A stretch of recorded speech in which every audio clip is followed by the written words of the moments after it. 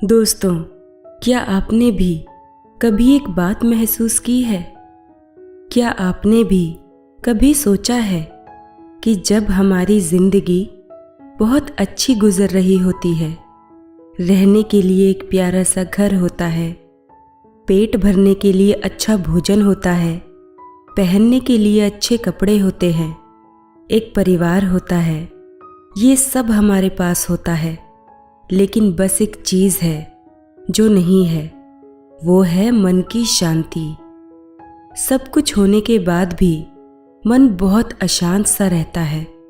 जैसे ही आप कभी अकेले में बैठते हैं तो वह अशांति आपके ऊपर हावी हो जाती है, जिसका कारण भी आपको पता नहीं होता।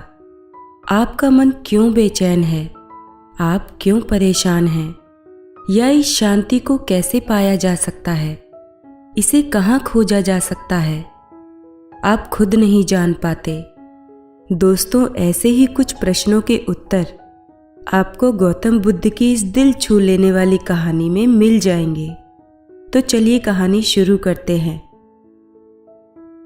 इस कहानी की शुरुआत एक परेशान राजा से होती है। राजा ज्यादातर परेशान ही रहते हैं।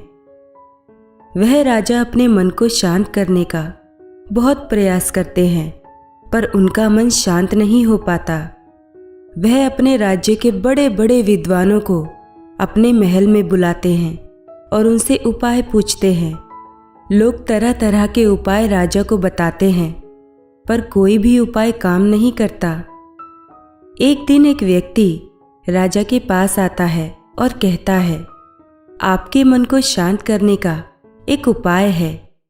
राजा उस व्यक्ति की बात सुनकर बहुत खुश हो जाते हैं और उस व्यक्ति से कहते हैं, यदि तुमने ऐसा कर दिया तो मैं तुम्हें उतना धन दूंगा जितना तुम मुझसे मांगोगे। वह व्यक्ति राजा से कहता है, आपका मन मैं तो शांत नहीं कर सकता, पर एक सन्यासी हैं जो आपका मन शांत कर सकते हैं। वह कोई आम सन्यासी नहीं, वह एक पहुंचे हुए सन्यासी हैं। आप उनसे एक बार अवश्य मिलें, वह आपकी समस्या का समाधान अवश्य कर देंगे। राजा उस व्यक्ति से कहते हैं, कहाँ मिलेंगे मुझे यह सन्यासी? वह व्यक्ति राजा से कहता है, यहाँ से कुछ दूर जंगल में उनकी एक छोटी सी कुटिया है, वह सन्यासी आपको वहीं मिलेंगे।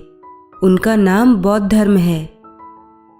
राजा अपने कुछ सैनिकों के साथ उस सन्यासी जिनका नाम बौद्ध धर्म था के पास पहुंचते हैं और बौद्ध धर्म से कहते हैं, मैंने सुना है आप बहुत पहुंचे हुए सन्यासी हैं।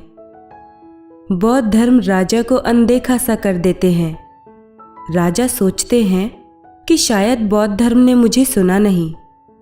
राजा फिर से कहते हैं, मैंने सुना है आप बहुत पहुंचे हुए सन्यासी हैं, क्या आप मेरी समस्या का समाधान कर सकते हैं?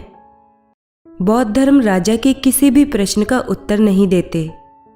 राजा मन ही मन सोचते हैं कि बौद्ध धर्म उसे कोई उत्तर क्यों नहीं दे रहे हैं।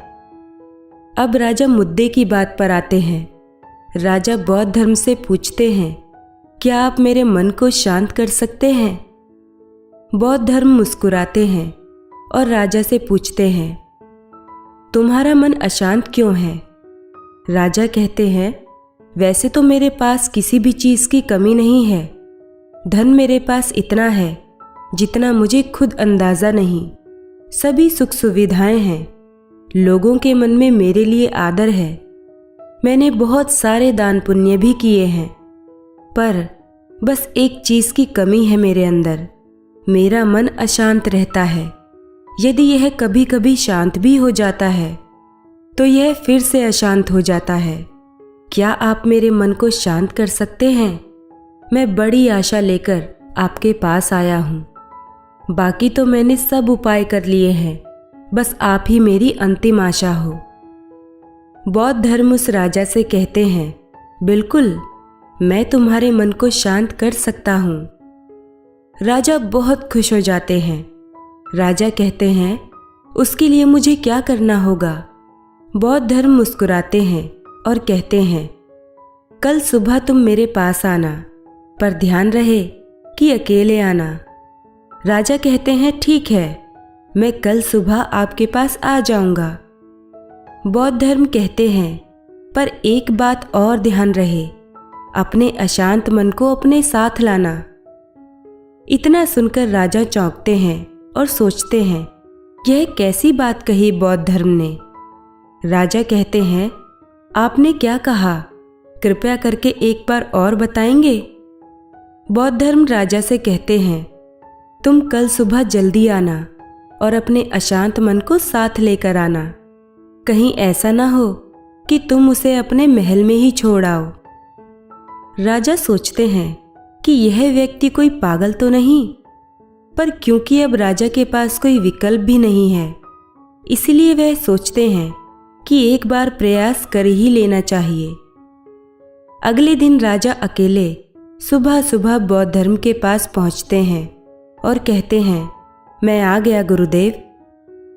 बौद्ध धर्म राजा से कहते हैं तुम तो आ गए हो, ठीक है, लेकिन तुम्हारा अशांत मन कहाँ है? लाओ उसे मुझे दे दो, मैं उसे अभी शांत करके तुम्हें देता हूँ। राजा कहते हैं आप यह कैसी बात कर रहे हैं?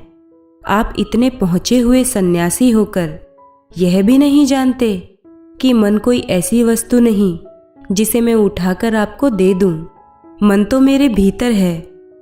बौद्ध धर्म उस राजा से कहते हैं ठीक है, बैठ जाओ और अपनी आंखें बंद करके उस अशांत मन को अपने भीतर खोजो। राजा अपनी आंखें बंद करके उस अशांत मन को अपने भीतर खोजने का प्रयास करते हैं। बहुत देर आंख बंद करके बैठे रहने के बाद बौद्ध धर्म राजा के कंधे पर हाथ रखते हैं और कहते हैं आंखें खोलो। राजा अपनी आंखें खोलते हैं। बौद्ध धर्म उस राजा से पूछते हैं क्या तुम्हें तुम्हारा अशांत मन मिला? राजा कहते हैं नहीं। बौद्ध धर्म राजा से कहते हैं कोई बात नहीं, अब तुम कल प्रयास करना, आज के लिए इतनी खोज पर्याप्त थी। इतना सुनकर बौद्ध धर्म से आज्ञा लेकर राजा अपने महल को चले जाते हैं। अगले दिन सुबह राजा फिर बौद्ध धर्म के पास आते हैं और वैसा ही करते हैं जैसा कल बौद्ध धर्म ने बताया था। राजा बैठ जाते हैं और अपनी आंखें बंद कर लेते हैं और अपने उस अशांत मन को अपने भीतर ढूंढने का प्रयास करते हैं। बहुत देर तक राजा बैठे रहे। बौद्ध धर्म फिर से राजा के कंधे पर हाथ रखते हैं और कहते हैं क्या तुम्हें तुम्हारा अशांत मन मिला? राजा बड़ी शांत आवाज में बौद्ध धर्म से कहते हैं नहीं गुरुदेव, मुझे अभी तक मेरा अशांत मन नहीं मिला। इस पर बौद्ध धर्म राजा से कहते हैं कोई बात नहीं, आज के लिए इतना ही पर्याप्त है, अब तुम कल आना। आज फिर से राजा बौद्ध धर्म से आज्ञा लेकर अपने राजमहल को चले जाते हैं। अगले दिन सुबह राजा फिर बौद्ध धर्म के पास आते हैं और वैसा ही करते हैं जैसा पिछले 2 दिन से कर रहे थे। राजा बैठते हैं और अपनी आंखें बंद करते हैं और फिर से अपने उस अशांत मन को ढूंढने का प्रयास करते हैं। इस बार बौद्ध धर्म राजा के कंधे पर हाथ रखकर उसकी आंखें नहीं खुलवाते। राजा बस अपनी आंखों को बंद करके बैठे रहते हैं। काफी समय बीत जाता है। बौद्ध धर्म राजा के पास ही बैठे रहते हैं। पूरा दिन बीत जाता है, पूरी रात बीत जाती है, पर राजा आंखें बंद करके अपने उस अशांत मन को ढूंढ रहे होते हैं।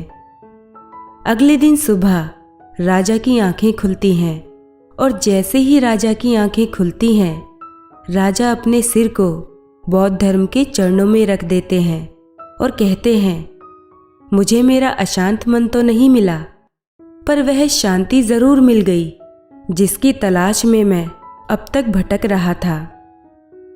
दोस्तों, उस राजा की तरह आप भी अपने मन की शांति को कहीं बाहर खोज रहे हैं। वह शांति कहीं बाहर नहीं, वह शांति आपके भीतर ही है।